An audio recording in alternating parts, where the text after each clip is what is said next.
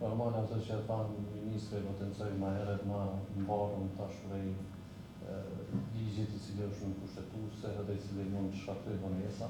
Megjithatë disponimi është I mirë I gjithë. Komiteti Olimpik definitivisht është shumë gati për të vazhduar punën, sepse në baza auditore punohet atje. Siç e di, në mbledhjen e fundit të bordit që kemi pasur, kryetari Krasniqi na ka informuar se në fund të korrikut do të vjen një komision I cili do të flas për master planin, për planifikimet, për infrastrukturën e tjera, cili do të jetë një test goxha I mirë për ne, që të shohim se çfarë do ndodh atje, na kanë thuar edhe anëtarët e bordit që të jemi në ato takime. Ne si Komitet Olimpik kemi dërguar një letër tashmë në gjykatën kushtetuese që mundësisht ta përshpejtojmë këtë vendimin për këtë ligj, I cili varet domethënë komiteti organizativ pa të cilin domethënë nuk mund të lëvizë asgjë. Për nga natyra jam optimist dhe po shpresoj shumë që do të thotë nuk do të ketë bllokada tjera sepse rëndësia e këtyre lojrave mesdhetare e dim shumë mirë se çfarë është. Normalisht duhet bërë gati për stadiumin kombëtar I cili është një koncept I kësaj.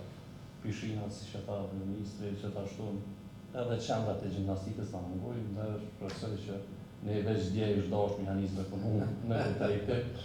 mos u mbasim shumë kohë, po besoj që do t'ja dalim me vullnet të mirë dhe me bashkëpunim dhe me angazhim të gjitha palëve, sepse ky moment është historik edhe ashtu siç e tha edhe më herët është çështje krenarie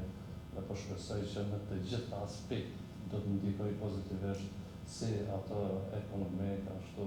administrativ, po ashtu edhe në aspektin shëndetësor të të rinj tonë, të gjithë edhe të grassroots sportëve. Domethënë do të hapet një faqe e re për Kosovën, për sportin e Kosovës,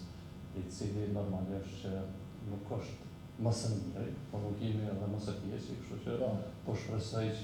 që të bashkëpunojmë në mënyrë më të mirëfillueshme me gjitha palët që nisin punimet të mbajnë të lojra shumë prit. Po në aspektin e garave, përfaqësimit, natyrisht aty do të ketë